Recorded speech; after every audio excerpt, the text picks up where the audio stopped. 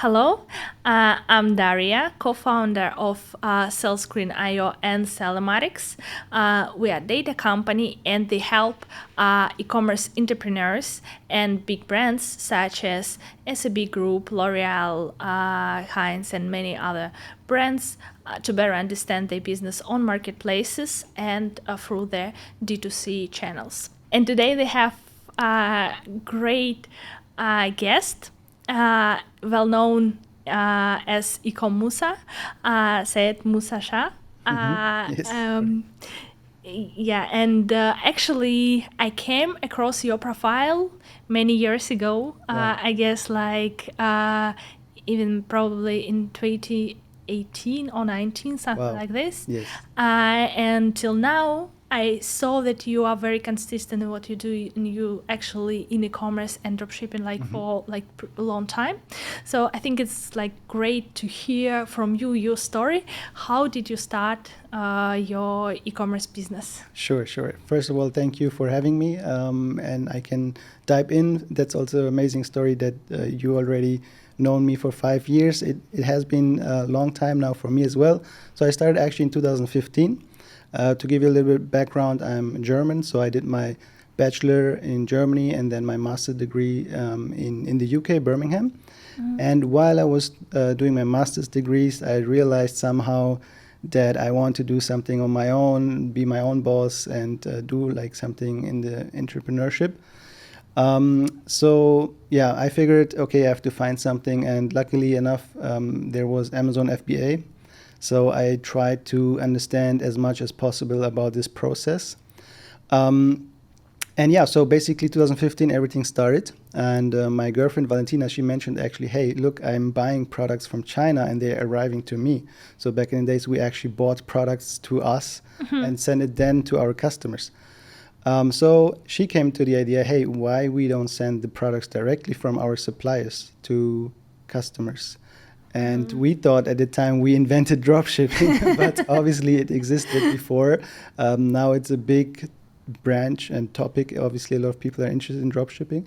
But yeah, that's how we started. So we tried through Amazon and eBay as well to get traction, to sell products online.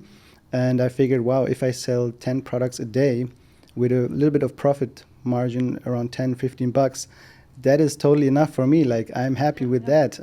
So everything above 3,000 in profit in euros, for example, I was extremely happy. So I dedicated my energy and time towards this model. And we tried with organic traffic and we succeeded. So we were lucky enough to use strategies in order to bring people to our pages, which were still on Amazon and eBay.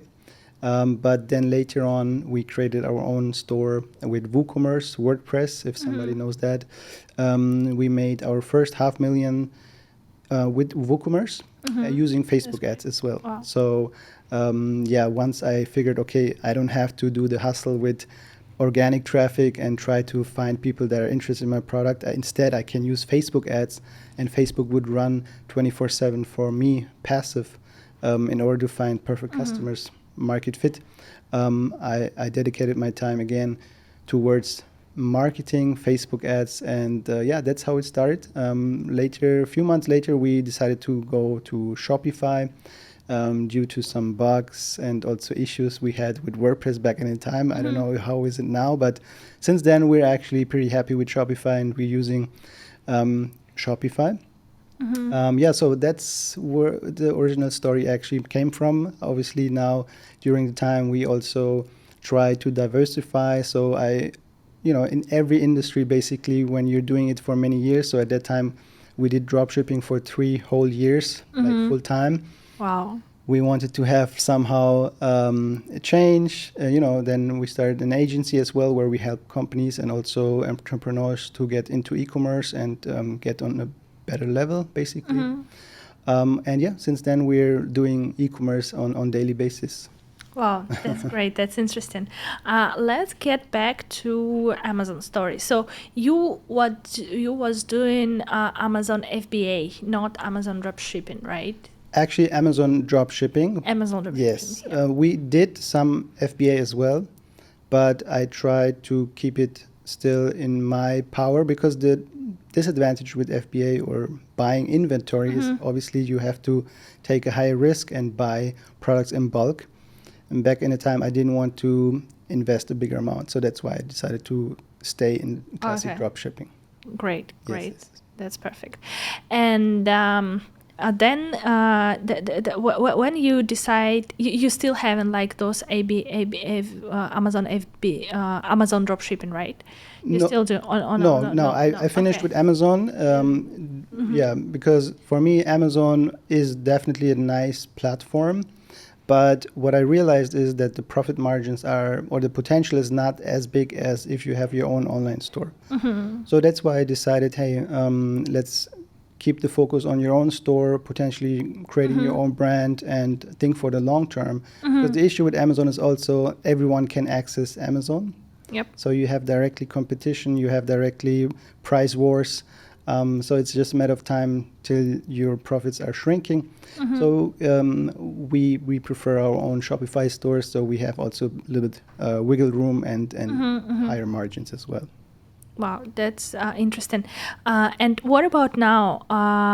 You now basically in only agency model, or you also operating your own stores?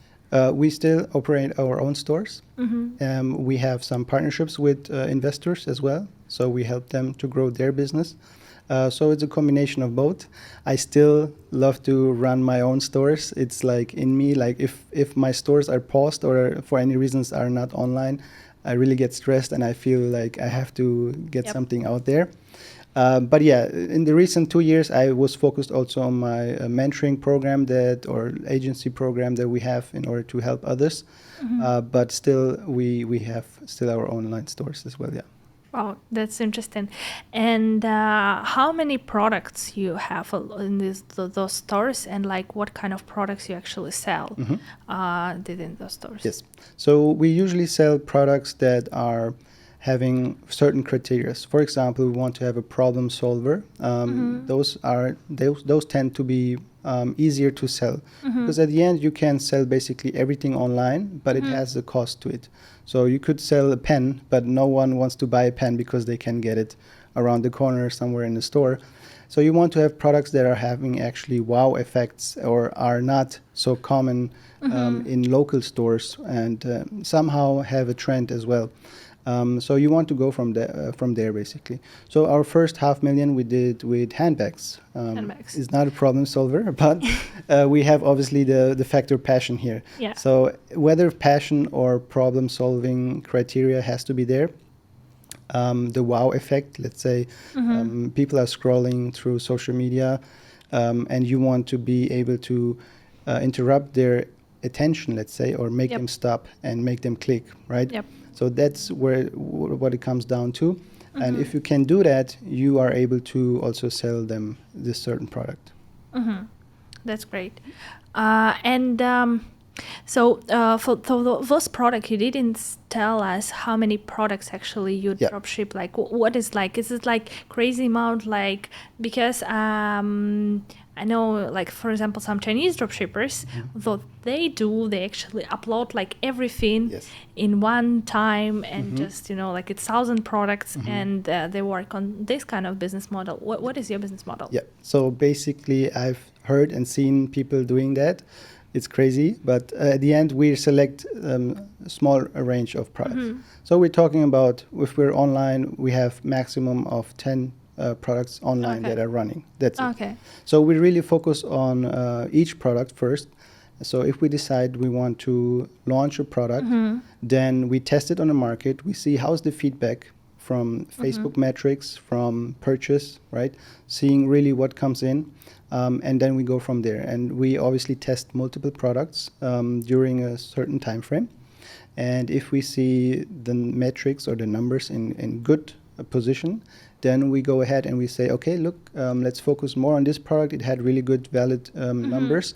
It's worth it to make it bigger or give it another try in order to make a brand or even keep it for the long run. Great, but you mentioned like to make a brand, but how it actually works with the brand and the supplier, because you need to be sure that that supplier is actually has stock, where to find those suppliers, and like how you actually connected them. Okay, that's a good question. So first of all, a lot of people, when they start, they think about branding. They need to have everything in place before they can actually make sales, but that's not true. We have all the time stores that have, for example, nothing to do with the store branding in general. So for example, on the front page, we have a completely different product placed than on the product page itself. So the homepage doesn't even make sense with the product page itself, but still we're able to scale this product profitably with Facebook ads, because 99%, or I would say 97% of the traffic that is coming to the product page is actually not scrolling around. So they're just having a attention span from maybe 5 to 10 seconds, checking out that specific product page, and they decide already on that page if they're going to buy or not. So that's what a lot of people should keep in mind before they start making huge efforts to build a proper brand with thousands of images and logos and stuff.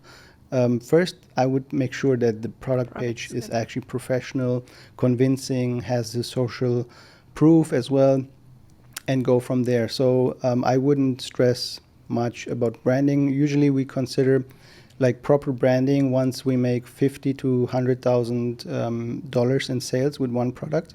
Then we would start making nice packaging, making a nicer design from the product itself. Right? But basically, sorry for interrupt. No problem. Then you get to that level. So basically, you do test. Then you realize this is the winning product, and then you go to your supplier and tell them, let's do better package. Let's maybe stamp our logo. Let's create a brand. But the difference is you not still, like deliver those products to a certain warehouse. You just leave it at the supplier warehouse, so you have lower risks of, Correct. Yes. So exactly, we are mainly, I would say 65 to 70% of our products are sourced in China. So we're using platforms such as AliExpress, CJ dropshipping. There are many different ways of doing so. And at the end, once you have a nice product that is selling well, you can obviously organize a warehouse in your market. So we are focused mainly on the German market, which is Germany, Austria, Switzerland. And once we have a nice product that is selling well, we make sure that the supplier gets us a warehouse in those areas. So we're actually not even taking stock ourselves. We're telling them to do so. Obviously, that works only if you have a good relationship, and obviously if the money is there. They have to see at least few hundreds or thousands of orders, and then they also going to help you more in that sense to grow your business as well. Wow. I guess it's like very interesting. You don't even need to buy the products, but in order to have the products locally in your country, you just need to negotiate with supplier, and like it's like it's a very, very interesting strategy. It's like very very unique thing. Okay, so back to the question, which basically you usually connect with suppliers, like just from different dropshipping platforms, but how you differentiate suppliers one-to-one, because some suppliers who actually could put the products, like in your home country, but some suppliers on those platforms, they don't look reliable. So how you differentiate? What are your tips? Yes, exactly. That's a good question. So on AliExpress, for example, you have the option to see not just product reviews from their customers, but also the reviews of the specific store that is on AliExpress. So I would make sure that this store is at least 1.5 years old, because if it's a relatively new store, it can happen that they send low quality products. They are pretty slow in operation and not sending the products fast enough, or not reliable in that sense. So what I would do is basically, before you decide to go with one supplier only, actually use 3 to 4 different suppliers and see what is the feedback, whether you send it to yourself, check it out yourself, or you send it out to your customers and see what is actually their response. Because what you don't want to do is to scale a business with a product that is not worth it or not functioning, right? So it can happen that they sometimes send products out that are not on a good quality level. But usually, like I would say, it just happens up to 15% of the time that someone gets a supplier that is not legit or not really delivering the quality. As well, you have AliExpress buyer protection that also covers. So I would solely go through platforms like that where you have buyer protection, maybe also through PayPal where you have as well buyer protection. But so far, I haven't heard any story where people got scammed by suppliers that are in China or abroad. So on that sense, it's actually pretty fair. Yeah, that's great. What price range usually product you're looking for? What is your strategy? Yeah. So basically, when we have a product that we want to test, for example, it costs 10 euros in buying it and delivering it to your customer, so including shipping. We want to put at least 10 euros. Well, I can say dollars. I should say dollars. It's basically the same now, right? Yeah. So we put at least $10 on top. So we have a margin of $10 to play with, because we have to obviously calculate in marketing costs, right? Such as Facebook costs. Nowadays, it's actually pretty hard to get Facebook purchase costs below $10. So you have to really, I mean, product-wise, it should sell around 20 to 50, even up to 70 or 80 dollars in your store. That's what we're looking at. So, for example, I have a real-time example. This wrist is cost you around $1 from certain suppliers, and I'm wearing this already for 6 months. No issues. It's a really nice quality, and we can ask for something like this around $19.99, yeah, sure, definitely. $25.99. So that's enough profit margin. So what you don't want to do is get into the stress where you just have like below 10 or even just $5 margin. You will not be able to succeed when you want to use marketing strategies as well. Okay, that's great. That's interesting. And what about the marketing? Because lots of people, especially beginners, then they start dropshipping nowadays. They saying like, it doesn't work because once I set up my account, it got blocked. It's never get unblocked. Yes. Or, you know, like, how do you see this situation and what do you suggest to beginners? Okay. So what we have to understand, first of all, is that anyone can access the huge, powerful platforms such as Facebook ad account or Facebook ads. So Facebook somehow has to make sure that those businesses are legit, because it does exist that people are acting as they selling you a product, but they don't ship out the product. So that's what Facebook tries to avoid by any cost. But if your ad account gets deactivated, it's actually nowadays a normal process. If you're starting new, they want to identify you. They want to see your ID or passport, which you have to send a review in and basically show them your documents. But even sometimes it happens also that you still don't get approved. So Facebook tells you just you're not able to run ads because of our ad policy. Somehow doesn't make sense because you didn't even start it, you didn't even make anything. So we're actually working with the AI software. So it's not a person who decides for you, it's actually someone, it's a computer who basically makes the decision. So it can be frustrating. We had cases like that. Myself, my profile, I'm not actually able to run ads since 3 years now. So I'm using actually an ad account from another person. That's the first thing I would do. So if you have someone trustworthy, I mean, obviously it will run still on your business name, everything on your bank accounts that will be correctly connected. It's just about the private profile access that you need in order to run your business. So it's separated, private and business section in Facebook. You can't, like nobody would know that you're running a business on Facebook. Like your friend list wouldn't know. So that would be my first suggestion. In case Facebook really shuts you down, like long term, and says it's a final decision, because that happens, then I would go for another profile to with someone else. But it's actually personal profiles matter, right? Yes. So basically, if you get some kind of good profile with long history, most likely it's not gonna get blocked. Exactly. It is actually nowadays the industry where people are selling those old Facebook profiles, right? Wow. They're verified. They are already existing for many years. Those you can actually also use. We had some experiences with that as well, and they seem to work as well fine. Yep. Wow, that's interesting. Yeah.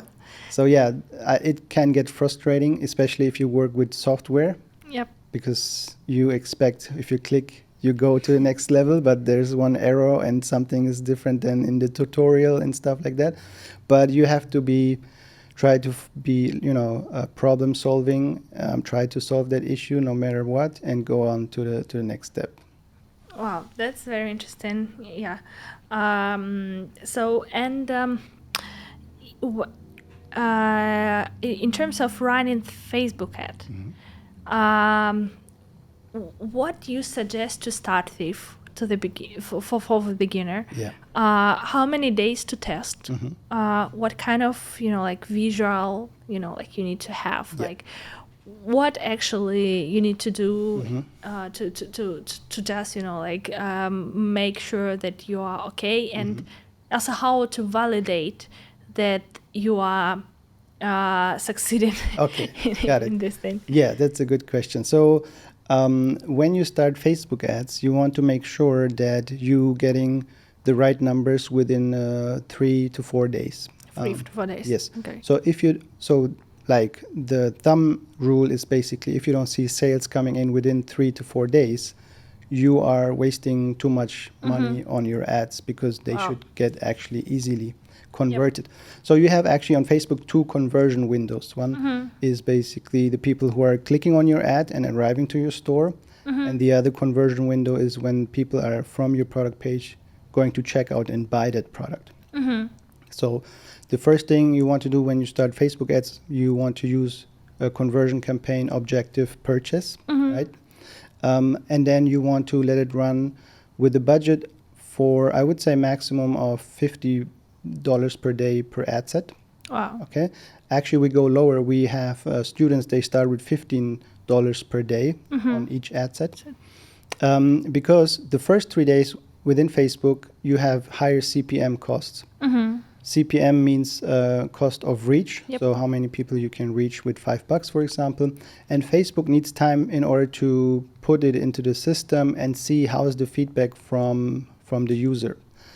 So within milliseconds, Facebook is nonstop calculating, okay, this person is interested, this one not, and that goes in milliseconds all the time. And based on that, Facebook is placing your ad in a ranking. So you would be above average compared to competition or below. So that's what Facebook cares, and they want you obviously to be above average, because Facebook wants the users to have a good experience on Facebook, right? And if they realize, well, nobody's interested in that, they will rank you low, and you will have high costs of Facebook. So make sure your CPM costs within the first 3 days are actually sinking. If it's going up, you can see it in the graph. There's one setting where how you can see it. Then that means basically that you are not in favor of Facebook, and your costs will explode. Okay.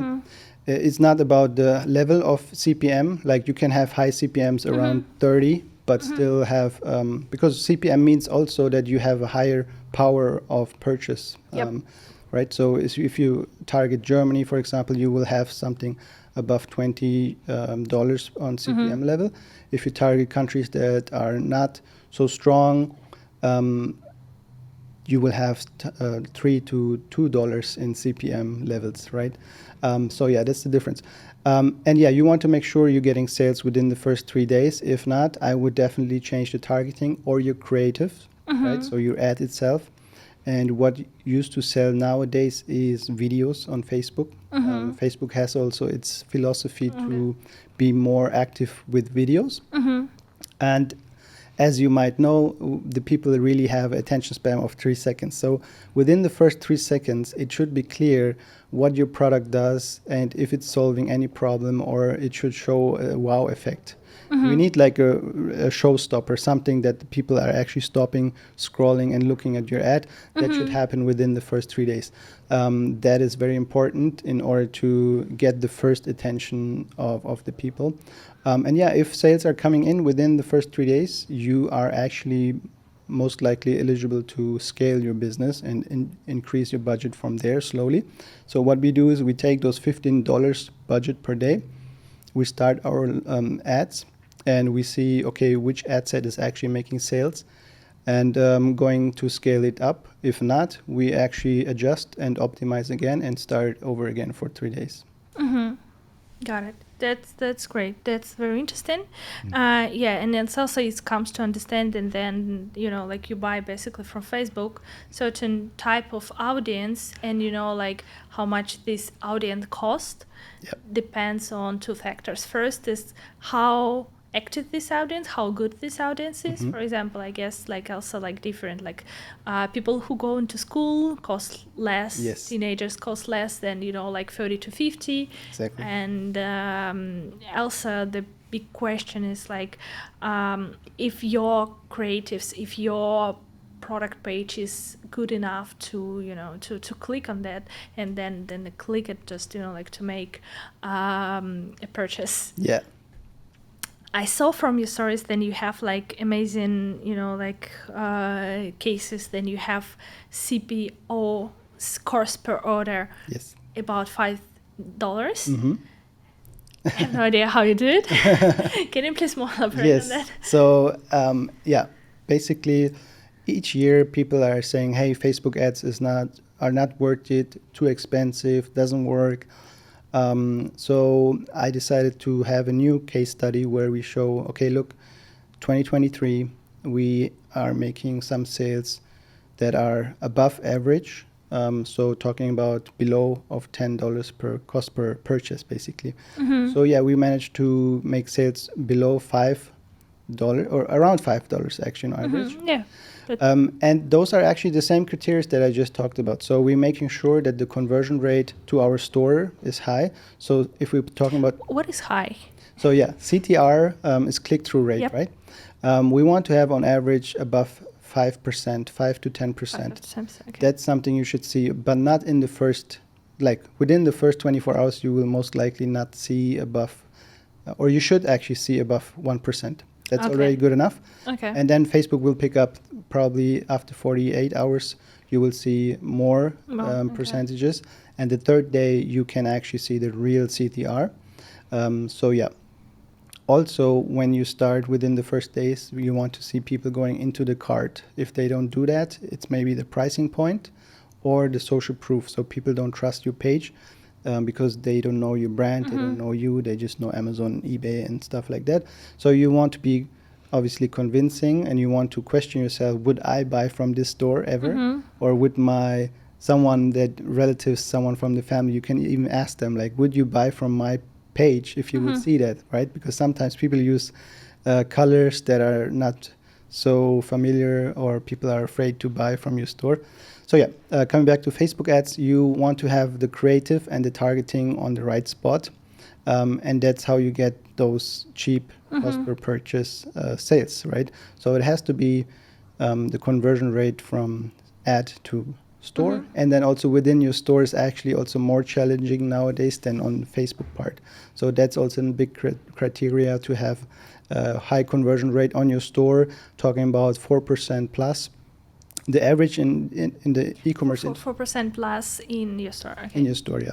So average conversion rate in the industry is below 2%. Yep. So we are trying to achieve minimum 4%. So we can make sure, okay, with low cost on Facebook, or we can spend obviously more money on Facebook, and we have a good conversion rate on your store.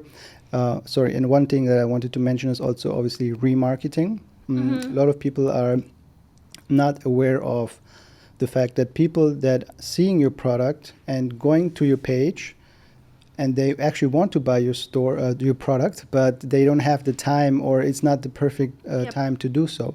So what we need to do as online marketers, always make sure that your customer or potential customer has the chance to buy from you. So we have to, I mean, everyone knows those pop-up ads that are following you once you see something, right? So that's our job, to make sure to tap them on the shoulders and say, look, you were interested in that. Do you want to buy it now?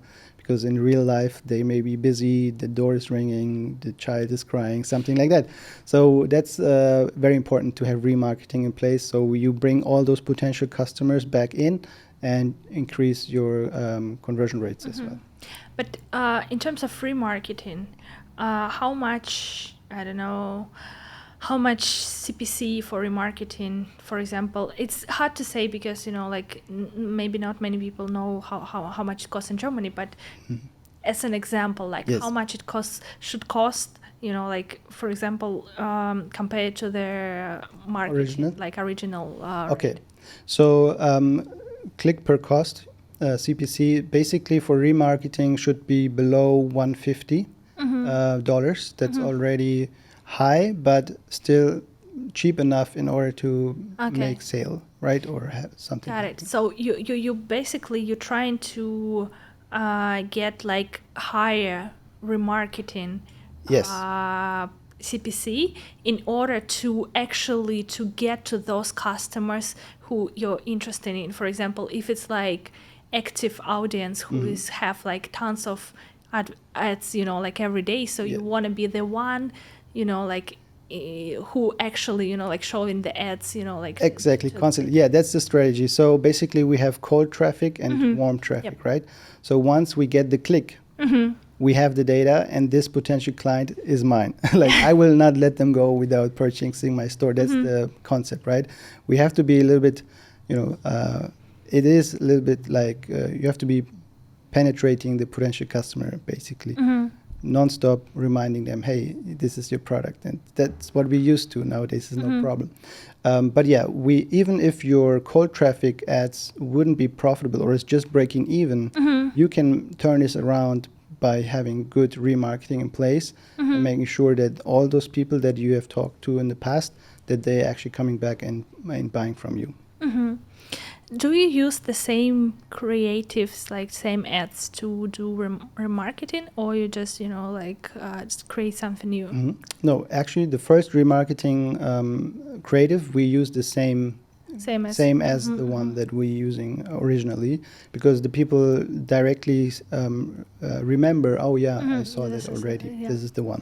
Later on, when the remarketing strategies, there are different ways of doing so, but we would also increase with different creatives and different angles as well. Wow, that's very interesting. And in terms of the product page, what you can recommend to just, to you already mentioned, just for example, to add the social proof, but in terms of metrics, how to evaluate that your page is ready for the traffic? Yeah, that's a very good point. So first of all, we want to make sure that the performance is good. Talking about speed page, page speed. Yeah, whatever. So the page should load fast, right? Nobody has patience. Like if you click it, even from Facebook, it takes already longer because it goes through their servers. So you want to be on their screen within 2 seconds. That's it. So you want to make sure you have a high speed page. What is high? Okay, that's a good question. So I use a platform, it's called GT Metrics. Everyone can look it up and put their product page inside of that. And we want to have a classification of B or A. That's like the minimum standard. Okay. If you have a lower ranking, you definitely want to optimize your page. Then once the performance is good, you want to have a nice looking product page. I would definitely check out bigger companies that are doing well with e-commerce, right? Could be H&M, Zalando, like those kind of brands, because they are spending millions and millions in order to optimize their pages. So we can just learn from them and see, okay, how is the look and feel? We want to have clear, nice colors. I actually go always for black and white, so nothing fancy on the colors. And then pictures should be obviously the product in use. That's a big thing, because a lot of people, they just show the product without having it in action. Yep. So that's a factor. Then we use also GIF files, basically demonstrating what the product is doing or how is it doing. Or video. Why GIFs are not video? Yeah, GIFs are loading faster than videos, right? Okay. If we would place a video, we can do that as well, but it's a little bit more technical issue to make the page fast again. So I would go for GIF files. Description is also important. You want to read through. You have combination of text and also bullet points. Yep. So the key factors should pop out. The problem solving things should pop out, right? And a little bit of storytelling is always really a good suggestion, because people want to feel in the scenario of a certain situation, right? So you want to picture them and draw them some situations in their mind. And the last thing is also obviously social proof. So you want to have customer reviews on your page, and those customer reviews have to be really good, because we made actually tests. We had the exact same product pages, one-on-one, same ads. We let them run, one with product reviews and one with amazing product reviews. And the one with amazing product reviews did 10 times better than the one with okay reviews. Wow. So that big of a difference it can make, and those little details have a huge effect on the outcome. So that's the tricky part about e-commerce, because a lot of people think it's a simple business model, but little things have a big effect on the sales. So make sure you have amazing product reviews, and it should be good to go. Yeah, that's great. And about that delivery time, are you honest with your customers? Are you saying like, it's this product goes from China, it's gonna take you 10 days or like 5 days, or like what? Yeah, that's also a very good point. So we tell the customer transparent how long it's going to take. So it should say always on your page, due to high demand or logistical issues, it can take up to 5 to 10 working days. So in that scenario, we are within 3 weeks, 2.5 weeks. Okay, got it. But most of the suppliers nowadays, they actually manage to send products within 10 days to Germany, for example. And again, if it's working well, we're going to try to get a warehouse in Europe. But also what we do is we follow up with the client with email automation. We tell them, dear client, please don't worry, your product is on the way. We are taking care. We're doing the best we can. So they get reminded, and they don't expect their product to come on within 3 days or so. Okay, got it. And what Shopify apps you use to do better, like operational work, for example, tracking, like reminders, etc. Yeah. So we have basically not too many apps that we use, but one app that we definitely need in order to, or beginners would definitely need, is DSers, or you call it DSers. So what used to be Oberlo, which doesn't exist anymore. Yep. So Oberlo closed, and now DSers is there instead. That's a really nice tool in order to manage your orders and synchronize also tracking numbers and things like that. When you have that, you can use another app. It's called Tracker for PayPal, because what happens also is that PayPal will get some cases from clients. They're asking for your products. Where's the shipping? Oh, okay. And you can synchronize your order numbers and PayPal tracks to PayPal, and then you have basically also everything synchronized, and you don't have to do it manually, which is a big help. Then we use an app. It's called One Click Upsell. That is a really good one in order to get more sales, right? So once your customer is inside, you want to make sure that he maybe wants to purchase another product or the same product, but cheaper.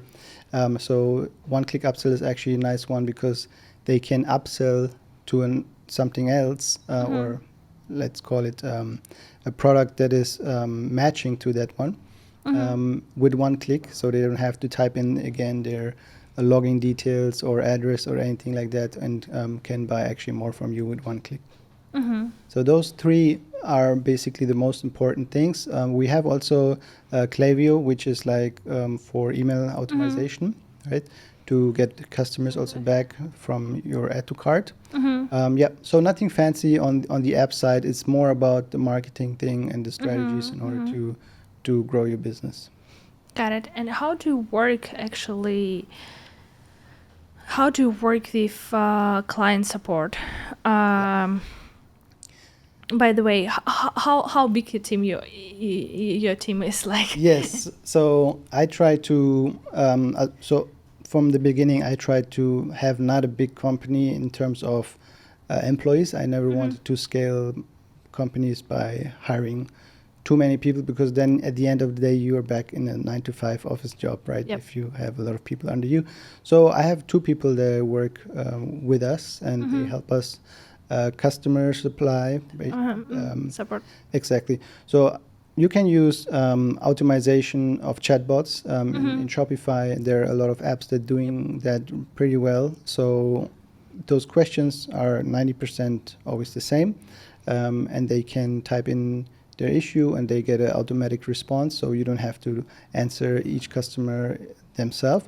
What we do is, if the issue is still not solved, we tell the customer, please write us an email with your order number and a hint, let's say a keyword where you know, okay, this is an email that I have to actually open and answer myself.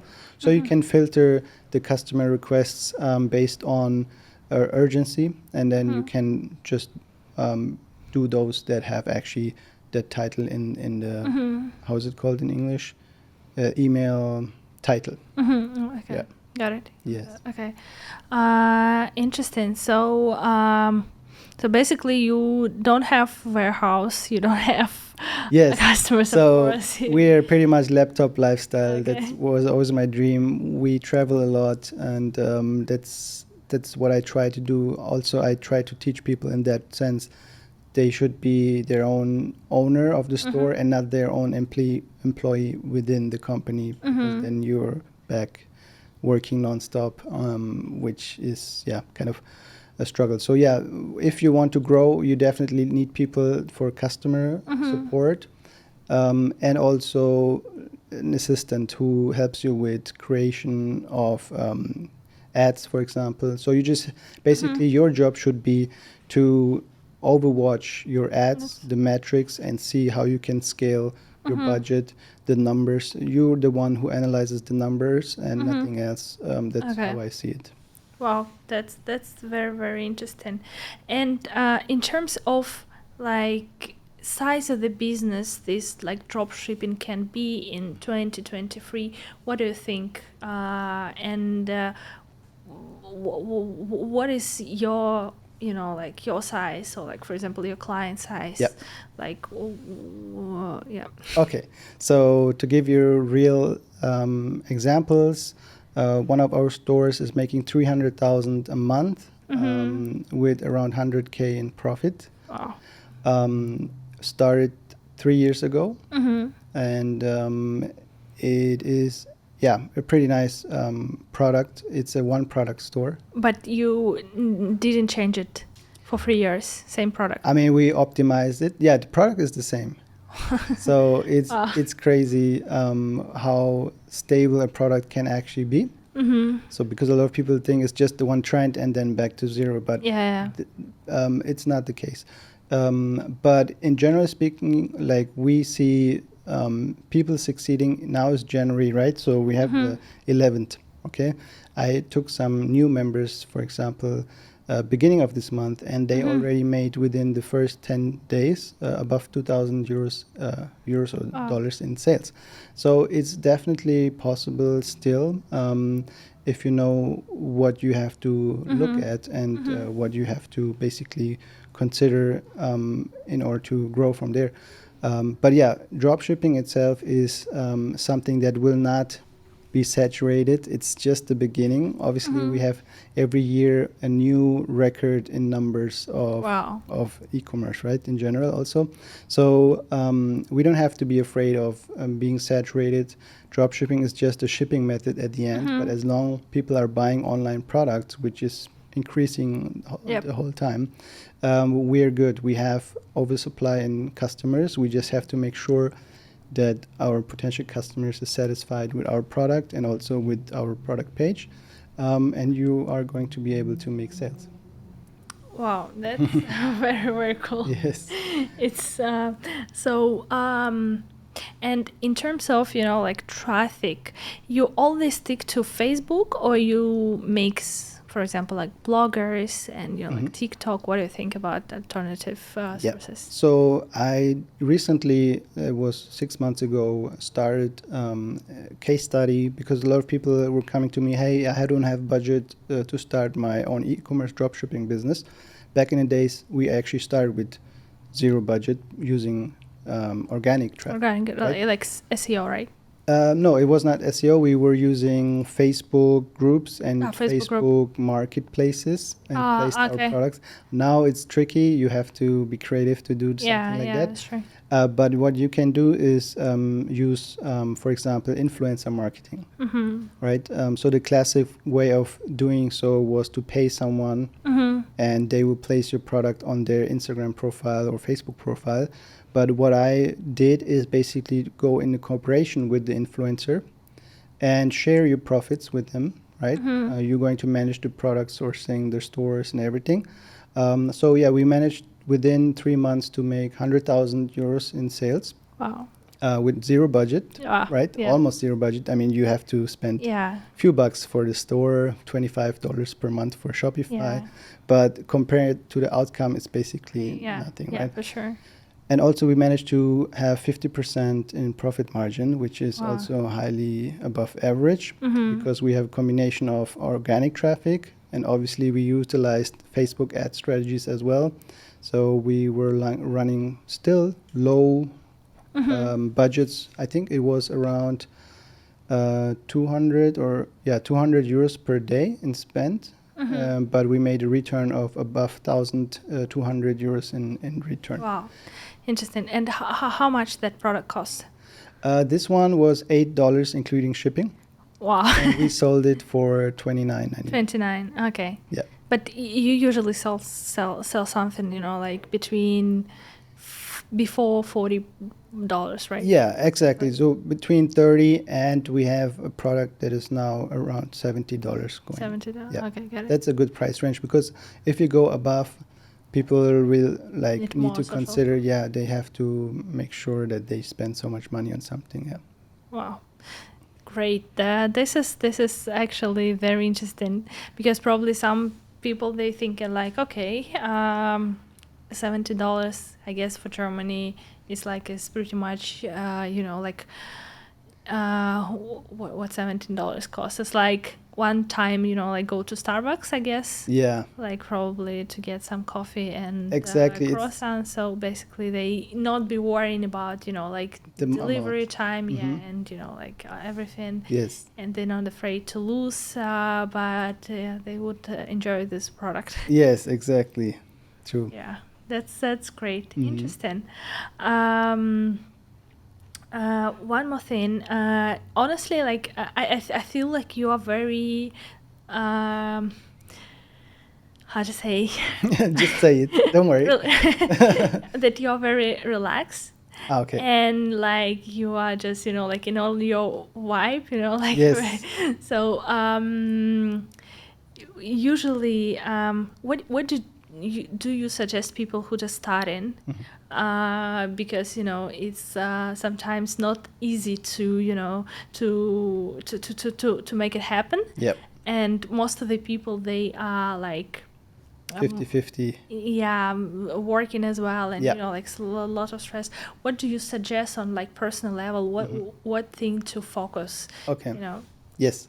So for me personally, I mean, if you start a business, You have to see if it's an option or it's a necessity, right? And back in the days when I was while I was studying, I was already doing a 9 to 5, not 9 to 5, but I was working in the office. And I realized that's not it. I don't want to spend the next decades or the rest of my life doing that. So it was an option to make your own business, but for me, I treated it as it was a necessity. So I really took care that I do it with seriousness, right? So I really wanted to make it happen. And that's the mindset you should have, because if you go in and see and say, look, I actually can pay my bills, I can go once or 2 times or 3 times a year traveling, I'm happy where I am, but I just want to try it out and see how it goes, it will most likely not work, because you are not in that mindset that it has to work now no matter what. Because I've seen people that are in my program, and they're way better than me, because they are in the mindset of, they are putting it to work. They actually just eat 1 hour a day. They go 4 in the mornings to jogging, like really machines basically, and they're here to execute. So it's 2 stages. One part is knowledge, gaining knowledge, the right knowledge, which is tricky nowadays because you have so much knowledge. So much sources. Yeah, so much sources. You can definitely make $1 million by free content online, but you don't know which is the right, and you get probably confused. So it's better to do it with guidance or tutorial. And the other part is execution. And I see a lot of people are struggling on that part, even though they have the knowledge. So I would make sure that you have at least 2 to 3 hours a day that you can dedicate to your business and treat it as a professional business without distractions, without your phone, because it's nowadays so easy to get distracted. And I think that's one of the biggest issues people have, because I do work with people on a daily basis, and I try to follow up with them. Hey, did you do this and that? And over time, like the first 2 weeks are maybe dedication, you can see, but the discipline has to come through. And that's, I think, what makes someone successful also in dropshipping and someone not, right? Also, if you see the shiny object syndrome, that is also a big thing nowadays. So many business models that exist, people try something out for a few weeks or maybe even months, but then change to the next one. And I think that's a big mistake. If you decide to go for e-commerce, you should stick for it at least for a year, and you should be able to succeed no matter what. Yeah, I guess. This is the great wishes for like for the audience. Yes. Thank you very much. You're welcome. It was a pleasure to talk with you. Thank you. And I wish you to grow in your mentoring business as well as e-commerce business. Thank you so much. And I also would continue to follow you just to see. Yes, appreciate. No, we have to hook up again, and then definitely thank you for inviting me, and it was lovely to speak to you as well. Thank you. Thank you.